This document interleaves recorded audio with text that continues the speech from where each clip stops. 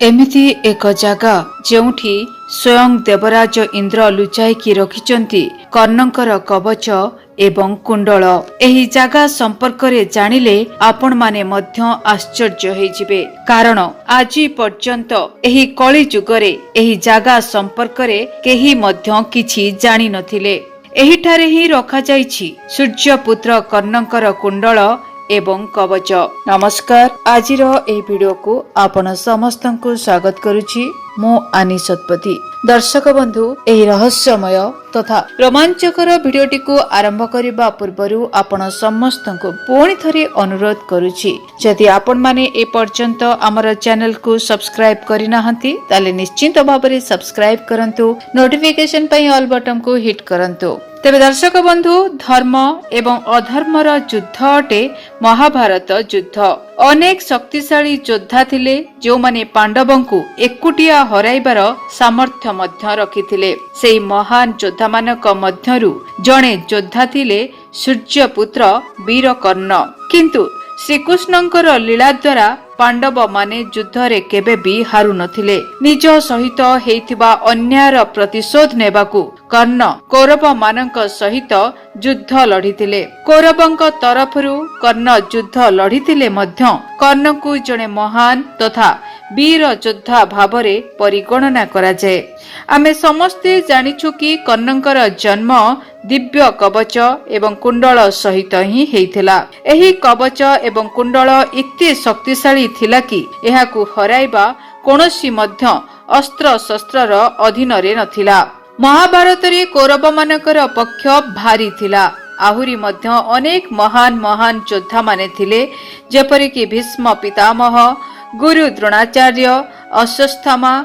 आजिर समय आमे एकथा जानिबा को बहुत ही आग्रही अटु कि कर्णंकर एही कवच आ कुंडल एबे केउठी रहिछि। किंतु ता पूर्वरु हमकु एकथा जानिबा निहाती दरकार अटे कि एही कवच एवं कुंडल इति शक्तिशाली काहेकि हेला, केउ धातुरे एहा तयारी करा जाइथिला एवं एहा भितरे केउ शक्ति समाहित होइथिला। वेदव्यासंक महाभारत रे ए संपर्क रे वर्णना करा जाइछि। आदि पर्वर 112 अध्याय रे ए कथा रहिछि, जेउथिरे कर्णंकर कवच एवं कुंडल सहित जन्म नेबार निश्चित कारण को बुझा जाइछि। प्रकृत रे एही कवच एवं कुंडल अमृत रे तयारी करा जाइथिला। कुआ जाय कि एहा एते शक्तिशाली थिला कि स्वयं भगवान श्रीकृष्णंकर सुदर्शन चक्र एवं भगवान शिवंकर त्रिशूल द्वारा मध्य एहा नष्ट होई पारि नथांता।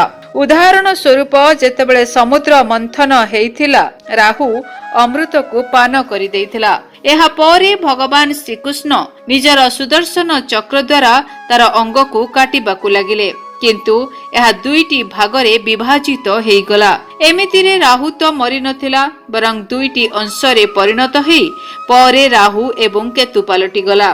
सेही अमृतरु एही कवच एवं कुंडल को तयारी करा जाइथिला। एहा सहित वेदव्यासंक महाभारत रे अनेक थर एही कवच एवं कुंडल सहित जन्म होइथिबा कर्ण को जने वीर योद्धा भावरे वर्णना करा जाइछि। एहा पछरे मध्य एक बहुत बड़ साइंस रहिछि। कुंडल कर्ण को इति ऊर्जा प्रदान करुथिला कि कर्ण सबुबेले एक युवक भली जोश रे बा फुर्ती रे भरिकी रहुथिले।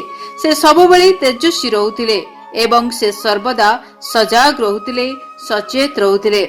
सेठी तांकर कवच अभेद्य थिला, जाहाकू केही मध्य भेद करि पारु नथिले। वेदव्यासंक महाभारत रे वर्णना करा जाइछि कि कुरुक्षेत्रर युद्ध रे कर्ण को एक युव योद्धा भावरे प्रस्तुत करा जाइथिला। तेणु यह स्पष्ट अटे कि कर्णंकर कवच और कुंडल इति शक्तिशाली थिला कि ताहा तांको युवक मध्य बनाउथिला एवं तांकर सुरक्षा मध्य करुथिला। एबे आसंतु आमे जानिबा कि वर्तमान समय रे से कवच एवं कुंडल केउठारे रहिछि।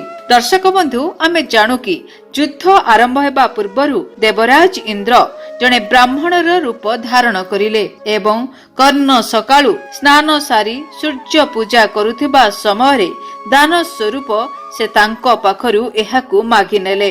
ଏବଂ ଏହାର ପ୍ରତିବଦଳରେ ପ୍ରସନ୍ନ ହୋଇ ଦେବରାଜ ଇନ୍ଦ୍ର କର୍ଣ୍ଣଙ୍କୁ ଅମୋଘ ଅସ୍ତ୍ର ପ୍ରାପ୍ତ କରାଇଥିଲେ। ଏହାପରେ ଇନ୍ଦ୍ରଦେବ ସେହି କବଚ ଓ କୁଣ୍ଡଳକୁ ନେଇ ସେଠାରୁ ପଳାଇଗଲେ। ତେବେ ମହାଭାରତ ଗ୍ରନ୍ଥରେ ଏହା ଉଲ୍ଲେଖ ରହିଛି କି ଇନ୍ଦ୍ରଦେବ ଯେତେବେଳେ କବଚ ଆଉ କୁଣ୍ଡଳକୁ ଧରି ନିଜର ରଥରେ ସ୍ୱର୍ଗ ଆଡକୁ ଗମନ କରୁଥିଲେ, ସେହି ସମୟରେ ସେଠାରେ ଏକ ଆକାଶବାଣୀ ହେଲା, ଯେଉଁଠାରେ ଦେବରାଜ ଇନ୍ଦ୍ରଙ୍କୁ କୁହାଗଲା କି ଆପଣ ଏକ ବହୁତ ବଡ଼ ପାପ କରିଛନ୍ତି, ସେଥିପାଇଁ ଆପଣ ସ୍ୱର୍ଗରେ ପ୍ରବେଶ କରିପାରିବେ ନାହିଁ। ଯେ ପର୍ଯ୍ୟନ୍ତ ଏହି କବଚ ଓ କୁଣ୍ଡଳ ଆପଣଙ୍କ ପାଖରେ ଅଛି, ସ୍ୱର୍ଗକୁ ଆପଣ ଆସିପାରିବେ ନାହିଁ। ସେଥିପାଇଁ ଇନ୍ଦ୍ରଦେବ ଏହାକୁ ଓମ୍ ପର୍ବତରେ ଲୁଚାଇ ଦେଲେ। ଏହାପରେ ଏହାକୁ ଚୋରି କରିବାର ପ୍ରୟାସ ଚନ୍ଦ୍ରଦେବ କରିଥିଲେ। ଏହାପରେ ପୁଣି ଇନ୍ଦ୍ରଦେବ ଚନ୍ଦ୍ରଙ୍କ ଠାରୁ ସେହି କବଚ ଓ କୁଣ୍ଡଳକୁ ନେଇ ସୂର୍ଯ୍ୟଦେବଙ୍କ ସାହାଯ୍ୟରେ ତାକୁ କୋଣାର୍କର ସୂର୍ଯ୍ୟ ମନ୍ଦିର ଭିତରେ ଲୁଚାଇ ଦେଲେ। ଆଜ୍ଞା ହଁ, କୁହାଯାଏ କି ସୂର୍ଯ୍ୟ ମନ୍ଦିର ତଳେ ଏଭଳି ଏକ ଗୁମ୍ଫା ରହିଛି ଯେଉଁଠାରେ କର୍ଣ୍ଣଙ୍କର ସେହି କବଚ ଏବଂ କୁଣ୍ଡଳ ଆଜି ବି ମହଜୁଦ ରହିଛି। ଏପରି ମଧ୍ୟ କୁହାଯାଏ କି କଳିଯୁଗର ଅନ୍ତରେ ଭଗବାନ ଶ୍ରୀକୃଷ୍ଣଙ୍କର 10ମ ଅବତାର ଅର୍ଥାତ୍ କଳ୍କି ଅବତାର ଏହି କବଚ ଆଉ କୁଣ୍ଡଳକୁ ଧାରଣ କରିବେ। ତ ଦର୍ଶକ ବନ୍ଧୁ, କର୍ଣ୍ଣଙ୍କର ଏହି କବଚ ଆଉ କୁଣ୍ଡଳ ସମ୍ପର୍କରେ ଆପଣମାନଙ୍କୁ କେମିତି ଲାଗିଲା ଆମକୁ ନିଶ୍ଚିନ୍ତ ଭାବରେ ଲେଖିକି ଜଣାନ୍ତୁ। ଏହା ସହିତ ଭିଡିଓକୁ ଲାଇକ୍ କରନ୍ତୁ, ଅନ୍ୟମାନଙ୍କ ସହିତ ସେୟାର ମଧ୍ୟ କରନ୍ତୁ। ଧନ୍ୟବାଦ।